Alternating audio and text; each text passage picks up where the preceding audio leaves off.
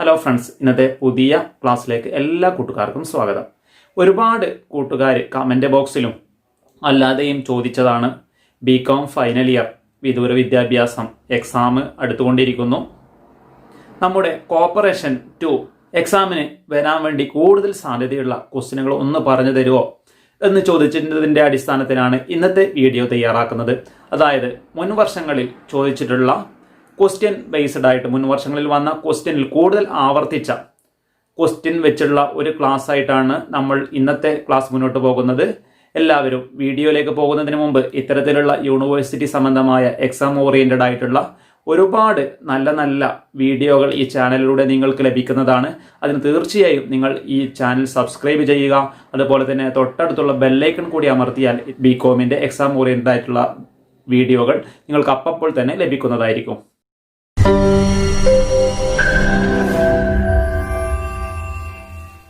Corporation 2 BCom final ഇയറിലെ corporation 2 ഒന്നാമത്തെ ചാപ്റ്ററിൽ നമുക്ക് പഠിക്കാനുള്ളത് കോപ്പറേറ്റീവ് സൊസൈറ്റി. ഈ ഒരു കോപ്പറേഷൻ 2 എന്നുള്ള ഡിഗ്രി ഫൈനൽ ഇയറിൽ നമുക്ക് പഠിക്കാനുള്ളത് കോപ്പറേറ്റീവ് സൊസൈറ്റി ആക്ടുമായി ബന്ധപ്പെട്ട സെക്ഷനുകളും റൂളുകളും മറ്റൊക്കെയാണ്.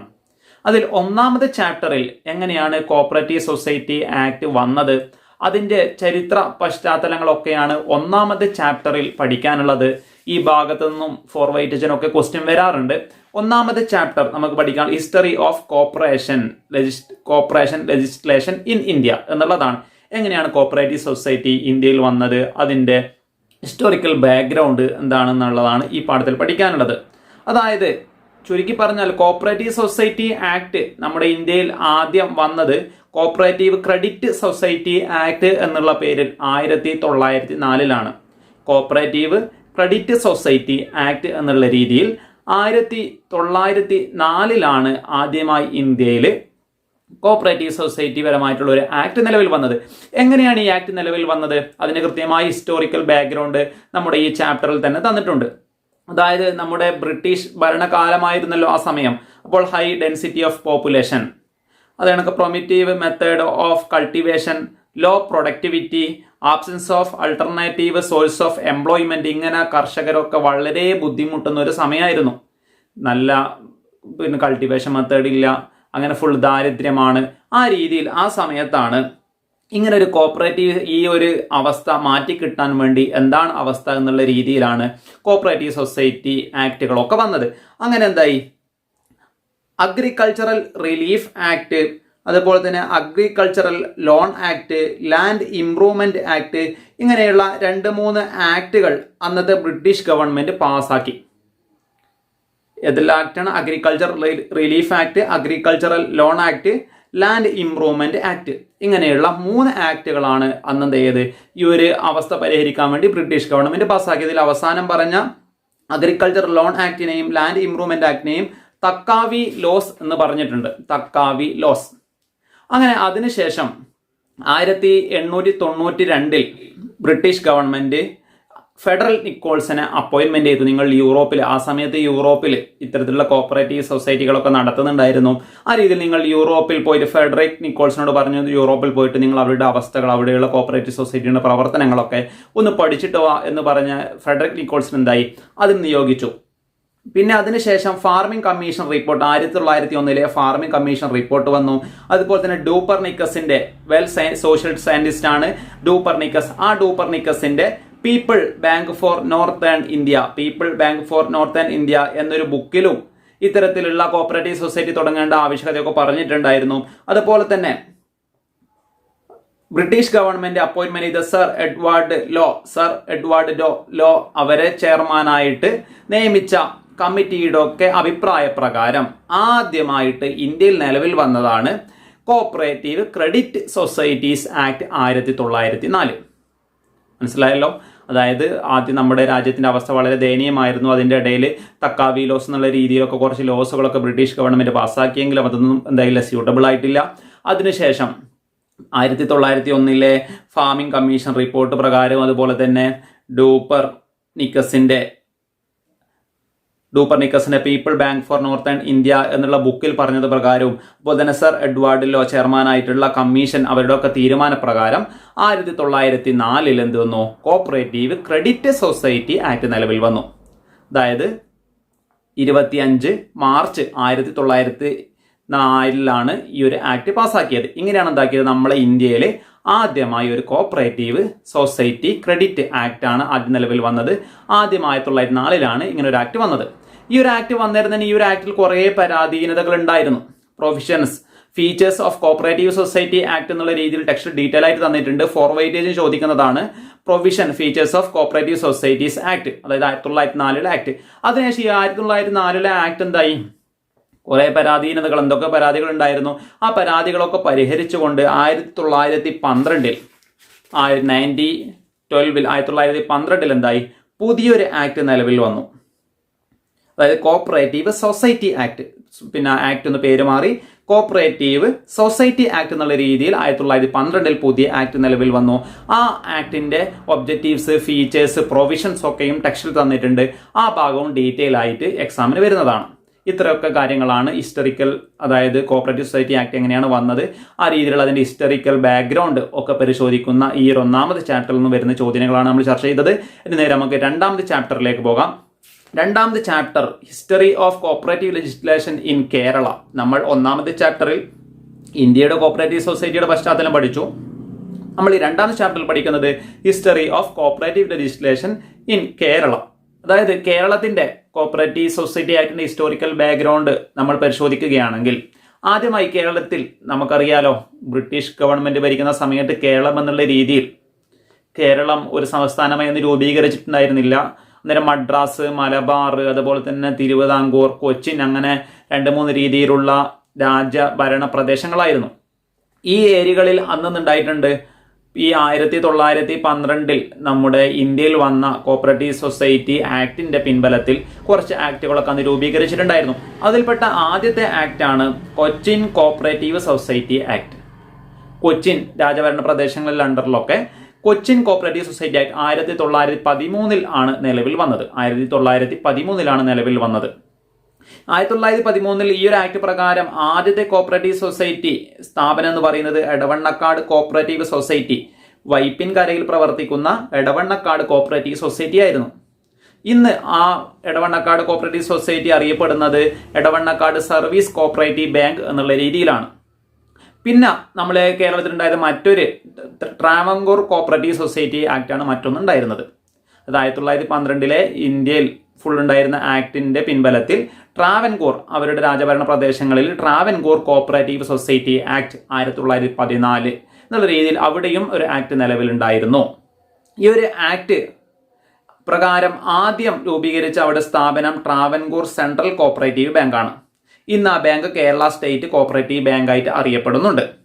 ഇതിനുശേഷം വേറെ ഉണ്ടായിരുന്നത് മലബാർ മേഖലയൊക്കെ മദ്രാസിന്റെ ഭാഗമായിരുന്നല്ലോ. അങ്ങനെ ഈ മദ്രാസ് കോപ്പറേറ്റീവ് സൊസൈറ്റി ആക്ട് 1932 രൂപീകരിച്ച ആക്ടാണ് Madras cooperative society act.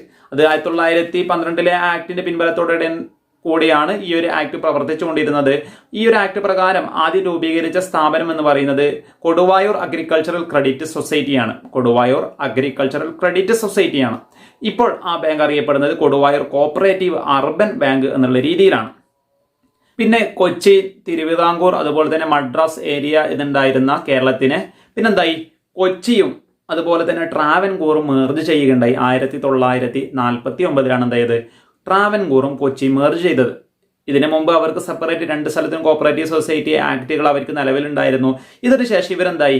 ട്രാവൻകൂറും Kochi 1949 ശേഷം മേർജ് ചെയ്തതിനു ശേഷം Travancore Cochin cooperative society act 1952 1952 Travancore Cochin cooperative society act നിലവിൽ വന്നു.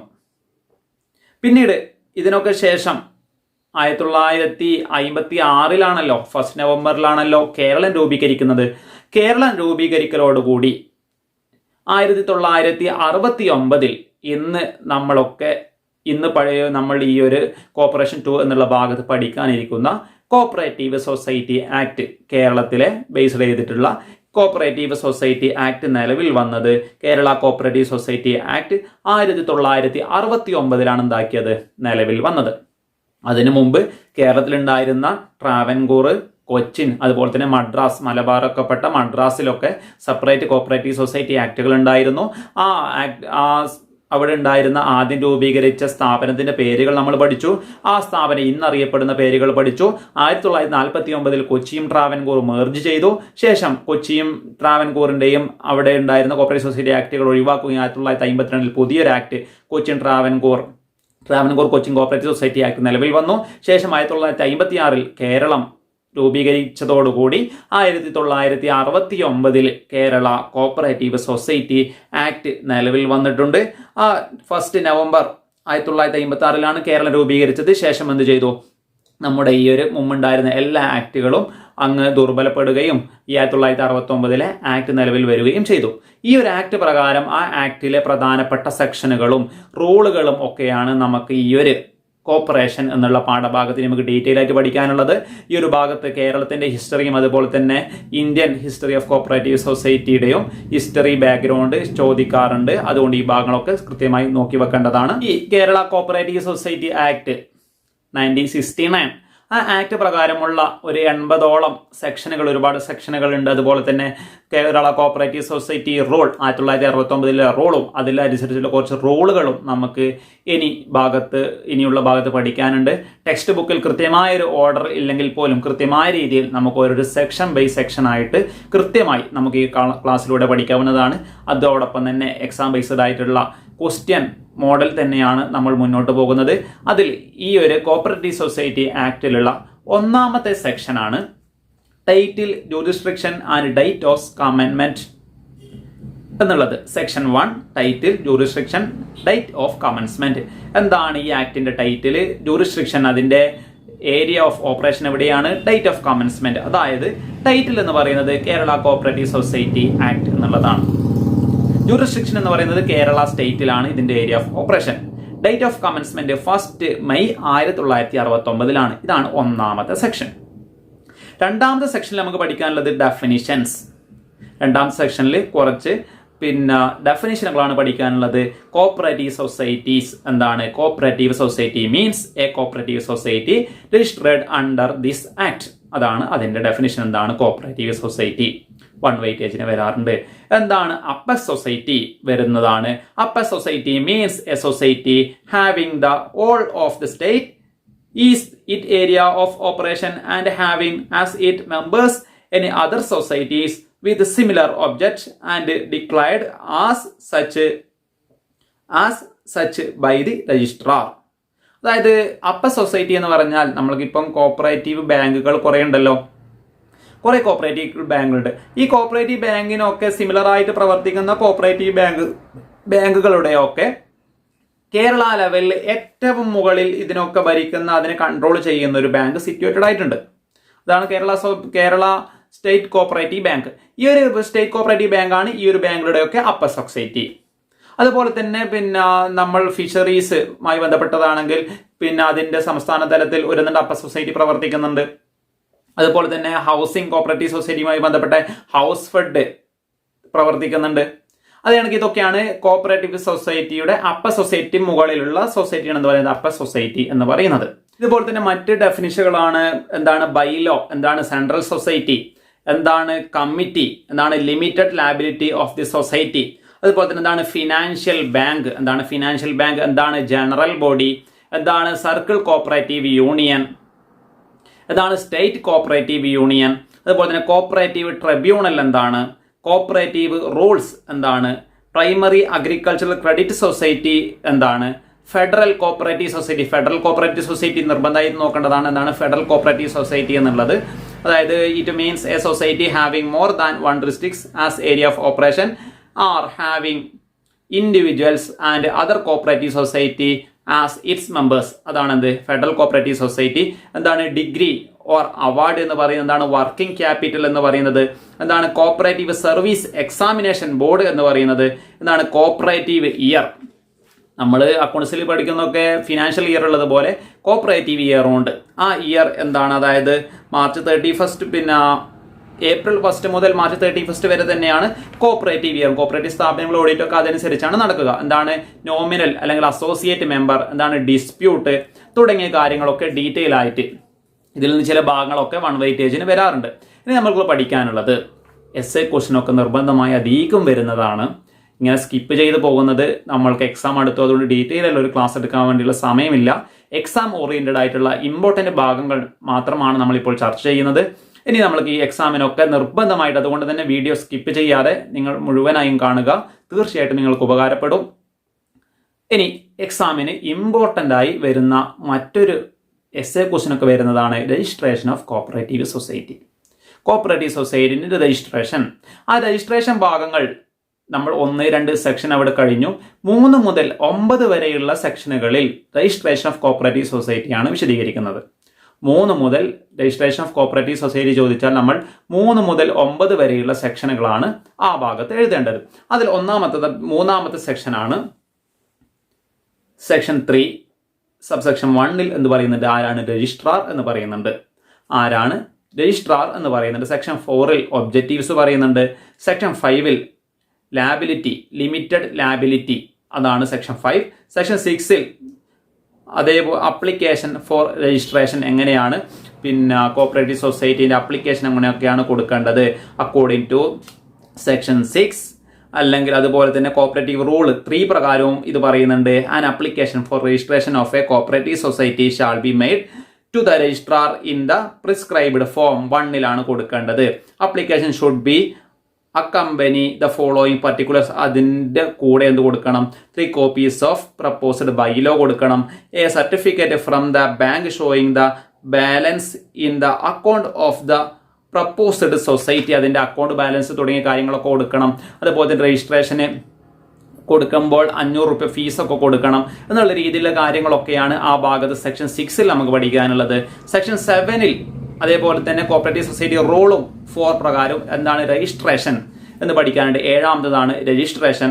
അതുപോലെ തന്നെ 90 ദിവസത്തിനുള്ളിൽ രജിസ്ട്രേഷൻ കിട്ടും തുടങ്ങിയ കാര്യങ്ങളൊക്കെ ആ ഭാഗത്ത് ഡീറ്റെയിൽ ആയിട്ട് പഠിക്കുന്നുണ്ട്. അതുപോലെ തന്നെ സെക്ഷൻ 8 രജിസ്ട്രേഷൻ സർട്ടിഫിക്കറ്റ് സെക്ഷൻ 8 1 വെയിറ്റേജിനും വേറെ തന്നെയും രജിസ്ട്രേഷൻ സർട്ടിഫിക്കറ്റ് എന്താണെന്ന് ചോദിക്കാറുണ്ട്. അതുപോലെ തന്നെ സെക്ഷൻ 9 കോപ്പറേറ്റ് സ്റ്റാറ്റസ്. ഇത്രയൊക്കെ കാര്യങ്ങളൊക്കെ പൂർത്തിയായാൽ കോപ്പറേറ്റീവ് സൊസൈറ്റിന്റെ രജിസ്ട്രേഷൻ പ്രോസസ്സൊക്കെ പൂർത്തിയായി കഴിഞ്ഞാൽ എന്നുണ്ടാവും ഈ ഒരു കോപ്പറേറ്റീവ് സൊസൈറ്റിക്ക് ഒരു കോപ്പറേറ്റ് സ്റ്റാറ്റസ് കിട്ടും, ഒരു ബോഡി കോർപ്പറേറ്റ് ആയിട്ട് മാറും. അത് 9 വരെ 3 മുതൽ 9 വരെയുള്ള സെക്ഷനുകളാണ് കോപ്പറേറ്റീവ് സൊസൈറ്റി രജിസ്ട്രേഷൻ എന്നുള്ള ഭാഗത്ത് വരുന്നത്. ഇനി നമുക്കൊരു റൂൾ പഠിക്കാനുണ്ട്. സെക്ഷൻ റൂൾ 5 ബൈലോ, എന്താണ് ബൈലോ എന്ന് പഠിക്കാനുണ്ട്. 4 വെയിറ്റേജിൽ എന്താണ് ബൈലോ എന്നുള്ളതും ബൈലോ അടങ്ങിയിരിക്കുന്ന കണ്ടന്റുകളും 4 വെയിറ്റേജിന് വന്നിട്ട് കാണുന്നുണ്ട്. അതായത് name and address of the society ബൈലോയിൽ ഉണ്ടായിരിക്കും, ഏരിയ ഓഫ് ഓപ്പറേഷൻ ഉണ്ടായിരിക്കും, ഒബ്ജക്ട്സ് ഓഫ് ദി സൊസൈറ്റി ഉണ്ടായിരിക്കും, ഷെയർ ക്യാപിറ്റലുമായി ബന്ധപ്പെട്ട കാര്യങ്ങൾ ഉണ്ടായിരിക്കും, മെമ്പർഷിപ്പ് ഉണ്ടായിരിക്കും, rights and duties of liabilities of a member ഉണ്ടായിരിക്കും, അമെൻമെന്റ് ഓഫ് ബൈലോ, എങ്ങനെയാണ് ബൈലോ അമെൻമെന്റ് ചെയ്യുക, എലക്ഷൻ ടു മാനേജിംഗ് കമ്മിറ്റി, എങ്ങനെയാണ് മാനേജിംഗ് കമ്മിറ്റി ഇലക്ഷൻ ചെയ്യുക, കണ്ടക്ട് ഓഫ് എലക്ഷൻ, എങ്ങനെയാണ് ഇലക്ഷൻ നടത്തുക, ഡിസ്പോസൽ ഓഫ് ദി പ്രോഫിറ്റ്, എങ്ങനെയാണ് പ്രോഫിറ്റ് വീതം വെക്കുക തുടങ്ങിയ ഒരുപാട് കാര്യങ്ങൾ ഉണ്ടാവും ഈ ബൈലോയിൽ ഉണ്ടാവും. സെക്ഷൻ റൂൾ 5 ഇത് പറയുന്നത്. കോപ്പറേറ്റീവ് നമ്മൾ പറഞ്ഞല്ലോ ആക്റ്റും പഠിക്കാനുണ്ട്, അതായത് കോപ്പറേറ്റീവ് സൊസൈറ്റി റൂളും പഠിക്കാനുണ്ട്. ആ റൂളിൽ 5ാമത്തേതാണ് ബൈലോയിൽ അടങ്ങിയിരിക്കുന്ന കണ്ടന്റുകൾ 4 വെയിറ്റേജിന് അധികം വരുന്നതാണ്. അതായത് സെക്ഷൻ 9 ശേഷം 10, 11, 12, 13, 14, 15 വരെയുള്ള സെക്ഷനുകൾ നമ്മളിപ്പോൾ രജിസ്ട്രേഷൻ പഠിച്ചതുപോലെ അങ്ങനെ വരില്ലെങ്കിലും 1 വെയിറ്റേജിനൊക്കെ വരാൻ സാധ്യതയുള്ളതാണ്. അതായത് എന്താണ് change of name of the society, എങ്ങനെയാണ് സൊസൈറ്റി നെയിം ചേഞ്ച് ചെയ്യുക, സെക്ഷൻ 10 പറയുന്നത്. സെക്ഷൻ 11 അതുപോലെ തന്നെ റൂൾ 12 പ്രകാരം എന്താണ് ചേഞ്ച് ഓഫ് ലാബിലിറ്റി. അതുപോലെ തന്നെ സെക്ഷൻ 12 അമെൻമെന്റ് ഓഫ് ബൈലോ, എങ്ങനെയാണ് ബൈലോ അമെൻമെന്റ് ചെയ്യുക, റൂൾ 9. അതുപോലെ തന്നെ സെക്ഷൻ 12 പറയുന്നത് അമെൻമെന്റ് ഓഫ് ബൈലോ ആണ്. 1 വെയിറ്റേജിനൊക്കെ ഇത് വന്നിട്ട് കാണുന്നുണ്ട്. എങ്ങനെ 3 രീതിയിലാണ് അമെൻമെന്റ് ചെയ്യുക. ഒന്ന് അഡീഷൻ ഉണ്ട്, രണ്ടാമത്തെ ആൾട്രേഷൻ ഉണ്ട്, മൂന്നാമത്തേത് ക്യാൻസലേഷൻ ഉണ്ട്. അഡീഷൻ എന്ന് പറഞ്ഞാൽ കൂടുതൽ കാര്യങ്ങൾ ആഡ് ചെയ്യുക, ആൾട്രേഷൻ എന്ന് പറഞ്ഞാൽ ഒന്നുള്ളത് എന്ത് ചെയ്യുക, ഒന്ന് ഓർഡർ ആക്കുക. നമ്മൾ കുപ്പായൊക്കെ വാങ്ങിയാൽ ആൾട്ടർ ചെയ്യാണ്ടല്ലോ, ഒന്ന് റെഡിയാക്കാറുണ്ട്, അത് ഞങ്ങൾക്ക് ആൾട്ടർ ചെയ്യുക. പിന്നെ ക്യാൻസലേഷൻ ഉള്ള ഭാഗങ്ങൾ എന്ത് ചെയ്യുക, ക്യാൻസൽ ചെയ്യുക. 3 രീതിയിലാണ് എന്ത് ചെയ്യുക, നമ്മൾ ബൈലോ അമെൻമെന്റ് ചെയ്യുക. അതിൻ്റെ പ്രൊസീജിയറൊക്കെ അമെൻമെന്റ് ഓഫ് ബൈലോയിൻ്റെ പ്രൊസീജിയറൊക്കെ ഒന്ന് നോക്കി വെക്കുന്നത് നല്ലതായിരിക്കും. അതായത് സെക്ഷൻ 13 അമെൻമെന്റ് of bylaw come into force. എപ്പോഴാണ് ഈ അമെൻമെന്റ് ഓഫ് ബൈലോ അമെൻമെന്റ് ചെയ്തത്? കംസ് ഇൻ ഫോഴ്സിൽ വരിക. പിന്നെ അതേ കണക്ക സെക്ഷൻ 14 പറയുന്നത് reorganisation of the society. Cooperative സൊസൈറ്റീൻ്റെ റീ ഓർഗനൈസേഷൻ 3 തരത്തിലാണ് റീ ഓർഗനൈസ് ചെയ്യുക.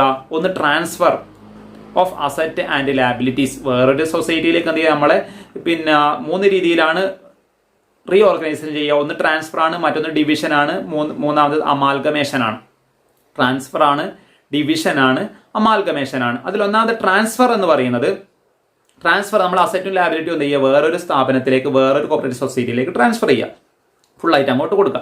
ഡിവിഷൻ എന്ന് പറയുന്നത് ഒരു ഇപ്പോഴുള്ള കോപ്പറേറ്റീവ് സൊസൈറ്റിനെ 2ആയി വീതിക്കുക. നമ്മളുള്ള society into 2 or more society ആയിട്ട് വീതിക്കുക. ഇങ്ങനെ എന്ത് ചെയ്യാം, റീ ഓർഗനൈസ്. വലിയൊരു സൊസൈറ്റിയാണ്.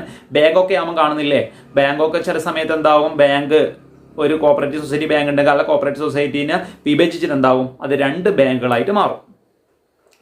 ഇനി അമാൽഗമേഷൻ. അമാൽഗമേഷൻ എന്ന് പറഞ്ഞാൽ 2 or more society to form a new society.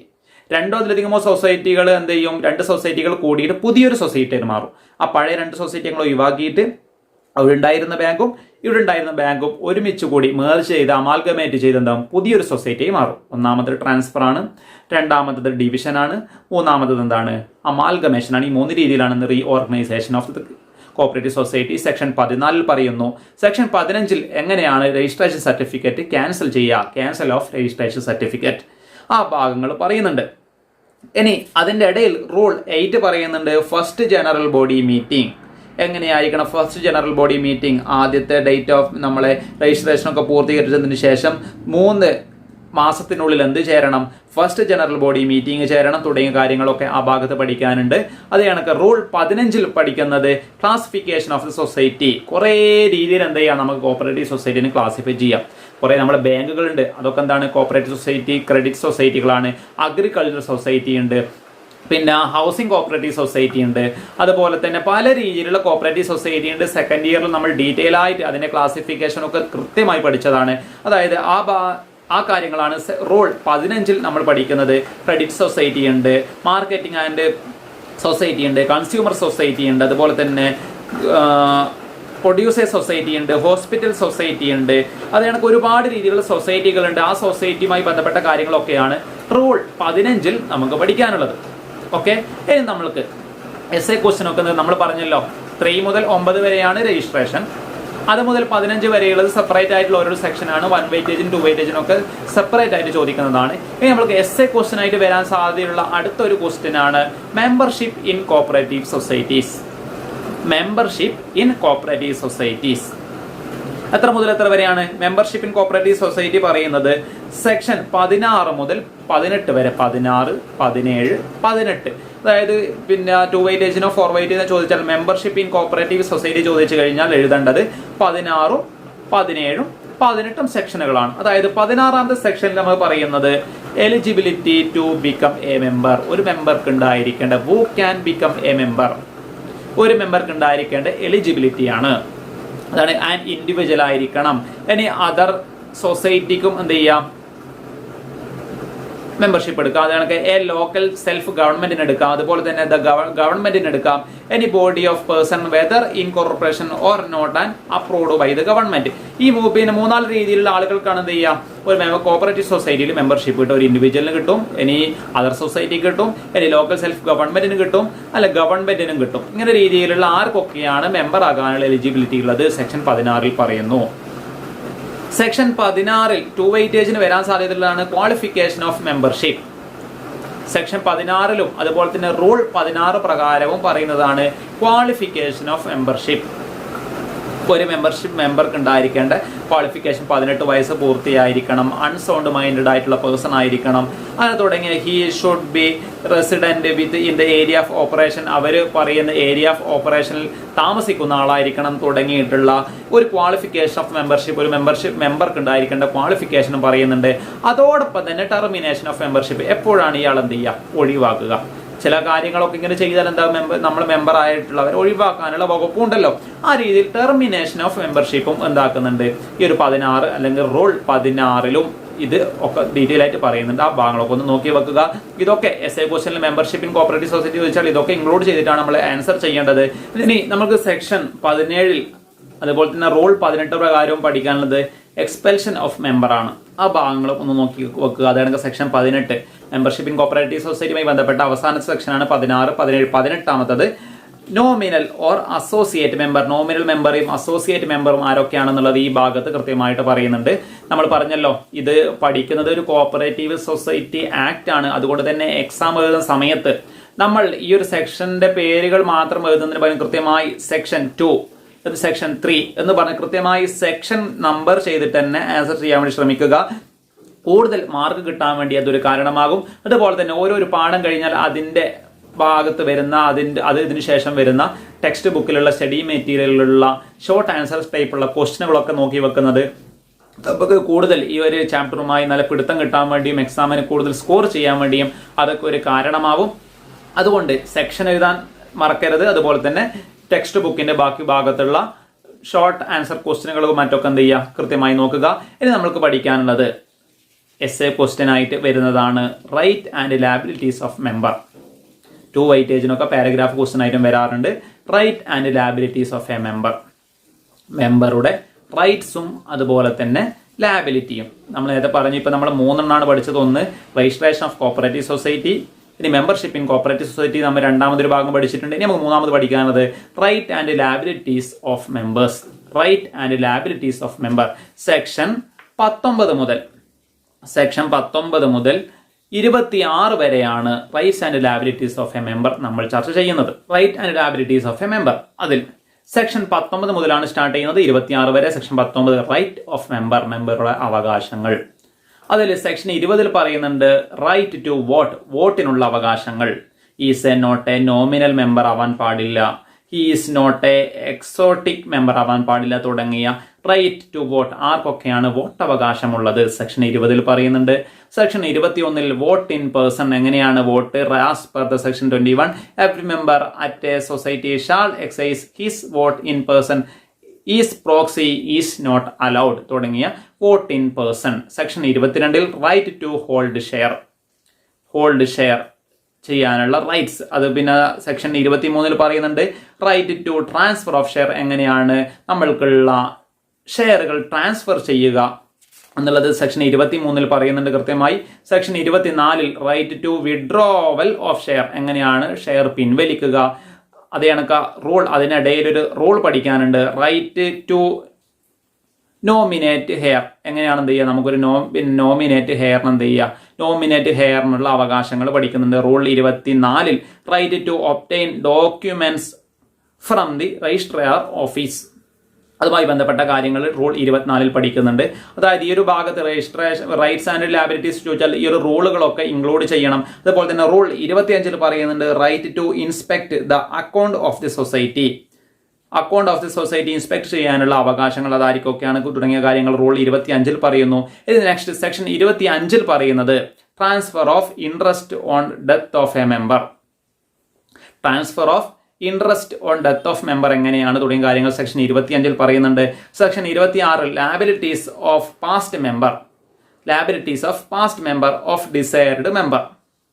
ആ കാര്യങ്ങളൊക്കെ സെക്ഷൻ 26. പിന്നെ rule 29 import registration and book 26 വരെയാണല്ലോ നമ്മൾ പറഞ്ഞത് rights and liabilities of member. ശേഷം 2 വെയിറ്റേജിന് വരാൻ സാധ്യതയുള്ളതാണ് റൂൾ 29 പറയുന്ന കാര്യങ്ങൾ. റൂൾ 29 എന്താണ് പറയുന്നത്? Important registers and books to be kept by a society. ഒരു സൊസൈറ്റിയും സൂക്ഷിച്ചു വെക്കുന്ന അവർ ഉപയോഗിക്കുന്ന ബുക്സുകളെയും രജിസ്റ്റേഴ്സിനെയും കുറിച്ചാണ് റൂൾ 29 പ്രകാരം പറയുന്നത്. ഒന്ന് അതിൽ മിനിറ്റ്സ് ബുക്ക് ഉണ്ട്, ഷെയർ അപ്ലിക്കേഷൻ രജിസ്റ്റർ ഉണ്ട്, അതുപോലെ തന്നെ അഡ്മിഷൻ രജിസ്റ്റർ ഉണ്ട്, നോമിനേഷൻ രജിസ്റ്റർ ഉണ്ട്, ഡേ ബുക്ക് ഉണ്ട്, റെസീപ്റ്റ് ബുക്ക് ഉണ്ട്, വൗച്ചർ ഫയൽ ഉണ്ട്, ലെഡ്ജർ ഓർ ബോറോവിങ്സ് ഉണ്ട്, ജനറൽ ലെഡ്ജർ ഉണ്ട്, ഡിവിഡൻഡ് ലെഡ്ജർ ഉണ്ട് തുടങ്ങിയ കാര്യങ്ങൾ. അതായത് റെക്ടിഫിക്കേഷൻ രജിസ്റ്റർ ഉണ്ട് തുടങ്ങിയ കാര്യങ്ങളൊക്കെ നമ്മുടെ കോപ്പറേറ്റീവ് സൊസൈറ്റി മെയിൻറ്റെയിൻ ചെയ്യുന്ന ബുക്സുകളും രജിസ്റ്ററുകളാണ്. അതൊക്കെ 2 വെയിറ്റേജിന് വരാറുണ്ട്. ഈ ഭാഗങ്ങളൊക്കെ നിങ്ങൾ നിർബന്ധമായും നോക്കുക. കോപ്പറേഷൻ 2 ആദ്യത്തെ 2 ചാപ്റ്ററുകളാണ് ഇന്ന് നമ്മൾ ഈ വീഡിയോയിൽ ചർച്ച ചെയ്തത്. ഒന്നും കൂടി അത് ചുരുക്കി വിശദീകരിക്കുകയാണ്. ആദ്യത്തെ ചാപ്റ്ററിൽ നമ്മൾ കോപ്പറേറ്റീവ് സൊസൈറ്റി ഇന്ത്യയിലുള്ള അതിൻ്റെ ചരിത്ര പശ്ചാത്തലങ്ങളൊക്കെ പഠിച്ചു. എങ്ങനെയാണ് കോപ്പറേറ്റീവ് സൊസൈറ്റി ആക്ട് വന്നത്? 1904 ആദ്യത്തെ ആക്ട് വന്നത്. അതിൽ കുറച്ച് മാറ്റങ്ങളൊക്കെ വരുത്തി കോപ്പറേറ്റീവ് സൊസൈറ്റി ആക്ട് 1912 വീണ്ടും നമ്മൾ കൊണ്ടുവന്നു. പിന്നീട് കേരളത്തിലെ ഹിസ്റ്റോറിക്കൽ ബാക്ക്ഗ്രൗണ്ടാണ് പിന്നെ നമ്മൾ പരിശോധിച്ചത്. 1969 ലേറ്റസ്റ്റ് ആയിട്ടുള്ള ആക്റ്റാണ് നമ്മൾ ഇന്ന് എന്താക്കുന്നത് നിലനിന്ന് പോയിരുന്നത് കേരളത്തിൽ. ആ കേരളത്തിലുള്ള 1969 കേരള കോപ്പറേറ്റീവ് സൊസൈറ്റി ആക്ടിലുള്ള സെക്ഷനുകളും റൂളുകളുമാണ് നമ്മൾ ചർച്ച ചെയ്തുകൊണ്ടിരിക്കുന്നത്. അതിൽ ആദ്യം ഒന്ന് title and jurisdiction date of commencement, രണ്ടാമത് ഡെഫിനിഷൻ, 3 മുതൽ 9 വരെയുള്ള സെക്ഷനുകൾ രജിസ്ട്രേഷനുമായി ബന്ധപ്പെട്ടതാണ്. 3 മുതൽ 9 വരെയുള്ള സെക്ഷനുകൾ രജിസ്ട്രേഷൻ, കോപ്പറേറ്റീവ് സൊസൈറ്റി രജിസ്ട്രേഷനുമായി ബന്ധപ്പെട്ടതാണ്. അതിനുശേഷം 10 മുതൽ 15 വരെയുള്ള സെക്ഷൻ സാധാരണ രീതിയിലുള്ള കുറച്ച് സെക്ഷനുകൾ വൺ വെയിറ്റേജിൽ വരാനുള്ള സെക്ഷനുകളാണ്. പിന്നീട് 16 മുതൽ 18 വരെ മെമ്പർഷിപ്പ് ഇൻ കോപ്പറേറ്റീവ് സൊസൈറ്റി, അതുമായി ബന്ധപ്പെട്ട ചർച്ചകളാണ് സെക്ഷൻ 16 മുതൽ 18 വരെ നമ്മൾ പഠിച്ചത്. പിന്നെ 19 മുതൽ 26 വരെ നമ്മൾ പിന്നെ പഠിച്ചത് right and liabilities of a member ആണ്. Right and liabilities of a member ആണ്. അതിനിടയിലുകളൊക്കെ ചില റൂളുകളും നമ്മൾ പഠിച്ചിട്ടുണ്ട്. ഇതുമായി ബന്ധപ്പെട്ട ക്വസ്റ്റ്യൻ വരുമ്പോൾ അതിന്റെ റൂളുകളും നമ്മൾ എഴുതാൻ വേണ്ടി ശ്രദ്ധിക്കേണ്ടതാണ്. വീഡിയോയുടെ ലെങ്ത് കൂടുന്നത് കൊണ്ട് തന്നെ ഇന്നത്തെ ഈ ക്ലാസ് നമ്മൾക്ക് ഇന്ന് അവസാനിപ്പിക്കുകയാണ്. ബാക്കിയുള്ള ഭാഗങ്ങൾ അടുത്ത വീഡിയോയിലാവാം. നിങ്ങൾക്ക് ഈ ഒരു വീഡിയോ തീർച്ചയായിട്ടും ഉപകാരപ്പെടും തീർച്ചയാണ്. അതുകൊണ്ട് തന്നെ നിങ്ങൾക്ക് ഉപകാരപ്പെട്ടാൽ അത് മറ്റുള്ളവരിലേക്കും കൂടി ഷെയർ ചെയ്യാൻ നിങ്ങൾ മറക്കരുത്. Okay, good bye.